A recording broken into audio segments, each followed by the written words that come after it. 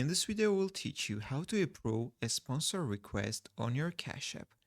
First of all, you need to open your Cash App. You need to click your profile icon in the top right, scroll down until you will see Family, and open it.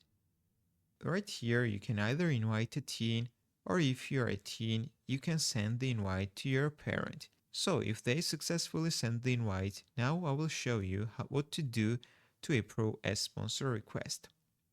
So you need to go back to the main page of your Cash App and click the Activity tab in the bottom right corner. It looks like a clock. You need to click on it, and right here you will see the request. So it will be like this, and instead of review, it's gonna say view. You need to click on it, and right here in the bottom you will see accept button. Click on it and you will approve a sponsor request on your Cash App. If this video was helpful for you, don't forget to click the like buttons and don't forget to subscribe.